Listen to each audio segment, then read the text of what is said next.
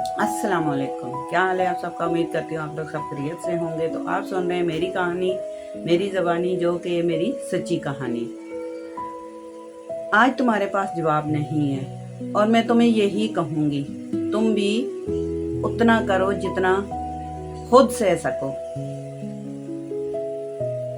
तुम भी नंद हो, तुम्हारा भी राज्य, तुम भी अपनी मनाती हो और उनको जीने दो जो किसी की बेटियां लेके आई हो। उनका भी हक है, हर इंसान को हक है अपनी ज़िंदगी जीने का और खुशी से ज़िंदगी गुजारने का, सुकून से। वो भी बेसुकूनी हैं तुम्हारी भाभियाँ, मुझे सब इल्म है और तुम्हारी वजह से।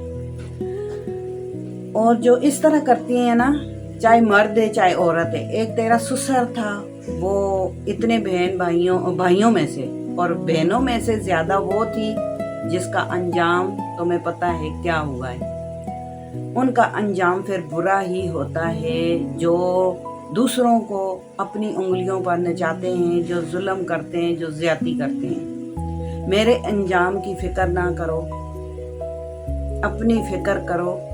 तुम तो ये सोच सोच के जल रही हो कि ये इसे सुख क्यों मिल रहा है। और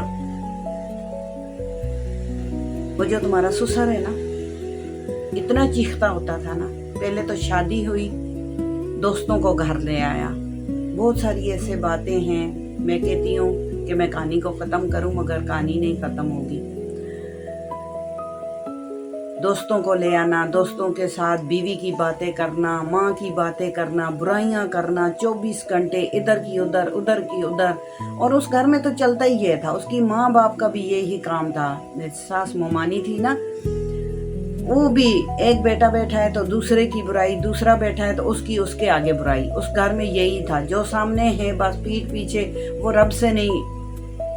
जो इंसान अल्लाह से डरता है ना, या जो उसकी बातें तुम्हारे आगे कर सकता है, वो तुम्हारी भी किसी के आगे कर सकता है। ये चीजें अब आके समझ आई है। देखती रहती थी क्या कुछ होता था वहां पे, लेकिन मैंने कुछ नहीं सीखा। अफसोस, मैं क्यों नहीं चालाक हुई। खैर, तुम्हारा ससुर कहता था मैं कमाऊं भी नहीं और मेरा राज हो। बहनें कहती थी हमारा राज हो, हमारी सुनी जाए। ये चीखता था, पूरे मोहल्ले को सुनाता था, मोहल्ला इकट्ठा कर लेता था। माँ बाप को गाली गलौज करना, तू कमा भी नहीं, तू बच्चे भी पैदा कर, तू बिल भी ना दे और तुम्हारी सुनी भी जाए। इस तरह नहीं होता। और इतना करो जितना खुद सह सको।